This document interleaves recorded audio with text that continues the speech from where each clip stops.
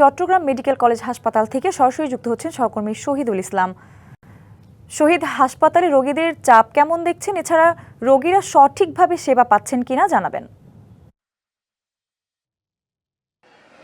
এই মুহূর্তে আছে চট্টগ্রাম মেডিকেল কলেজ হাসপাতালে শিশু ওয়ার্ড, যেটা ৮ নম্বর ওয়ার্ড হিসেবে পরিচিত। এখানে এই যে ওয়ার্ড, এই ওয়ার্ডে বেডের সংখ্যা আছে প্রায় ৬৬টি। আমাদের হাসপাতাল কর্তৃপক্ষ এটা নিশ্চিত করেছে। আমরা এখানে দেখেছি যে বিশেষ করে চট্টগ্রামে যে উপজেলাগুলো রয়েছে সেই উপজেলাগুলোতেও আসলে শিশু রোগীর সংখ্যা বেশি হওয়ায় এখানকার যে প্রথম দিকে যে সর্দি কাশি এবং ঠান্ডাজনিত যে ডায়রিয়া এবং হচ্ছে যে নিউমোনিয়া আক্রান্ত রোগীরা প্রথম দিকে এলাকায় নগরীর স্বাস্থ্য কমপ্লেক্সগুলোতে বিট করলেও পরবর্তীতে ওই স্বাস্থ্য কমপ্লেক্সগুলোতে আসলে রোগী সংখ্যা বাড়ায়, তাদেরকে পরবর্তীতে এখানকার চট্টগ্রাম মেডিকেল কলেজ হাসপাতাল রয়েছে সেখানে রেফার করা হয়।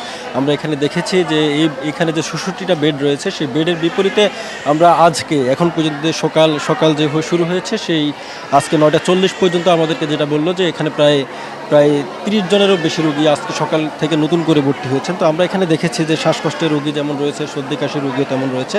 বিশেষ করে ডায়রিয়া এবং নিউমোনিয়া আক্রান্ত রোগীরা সবচেয়ে বেশি রয়েছে। আমরা এখানে যে বেড রয়েছে সেই বেড তবে একটা কথা বলে রাখা ভালো যে শীতের যে প্রকোপ ছিল চট্টগ্রামে সেটা গত ২-৩ দিন একটু কমলো। এখানে যে শিশু আক্রান্তের সংখ্যা, যে রোগীর সংখ্যা, সেই রোগী বেড়েছে বলে আমাদের হাসপাতাল কর্তৃপক্ষ বলেছে। শিশু ওয়ার্ডে এমনি নর্মালি প্রতিদিনই ৫৫ থেকে ৬৫ জন রোগী এখানে ভর্তি হয় এবং মাসে যেটা দাঁড়ায় ২০০০ জনেরও বেশি।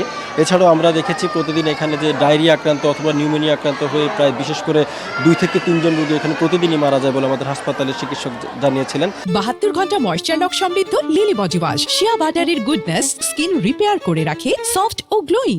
আমরা এখানকার রোগীদের সঙ্গে কথা বলেছিলাম, তারা আমাদের রোগীর স্বজনদের সঙ্গে আমরা কথা বলেছিলাম। তারা আমাদের যেমনটা জানিয়েছেন যে এলাকায় যে শীতের তীব্রতা বাড়ার সাথে সাথে তাদের যে শ্বাসকষ্ট শুরু হয়, এরপরে তারা বিভিন্ন উপজেলা স্বাস্থ্য কমপ্লেক্সগুলোতে নিয়ে যায় এবং ডাক্তারের যে বেসরকারি যে হাসপাতালগুলো রয়েছে সেগুলো চেম্বারে নিয়ে যায়।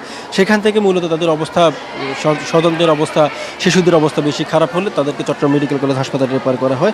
আমরা এখানকার যে হাসপাতালের চিকিৎসক রয়েছেন তার সঙ্গে একটু কথা বলতাম। তিনি আমাদের যেমনটা জানিয়েছেন যে এখানে যে হাসপাতালে যে শিশুরা রয়েছেন সেই শিশুরা অধিকাংশ শিশুই মূলত ডায়রিয়া আক্রান্ত এবং নিউমোনিয়া আক্রান্ত হয়ে এখানে হাসপাতালে ভর্তি হন এবং সাধারণত নর্মাল যে রোগ সেই রোগটা নিয়ে তারা উপজেলার যে স্বাস্থ্য কমপ্লেক্সগুলো রয়েছে সেখান থেকে ট্রিটমেন্ট নিয়ে তারা ভালো হয়।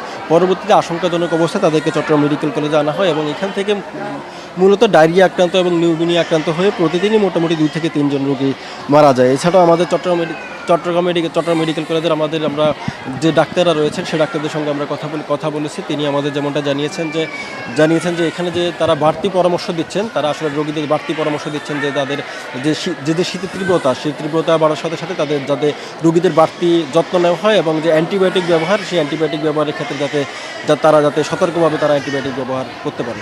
এই ছিল চট্টগ্রাম থেকে। শহীদ, ধন্যবাদ আপনাকে।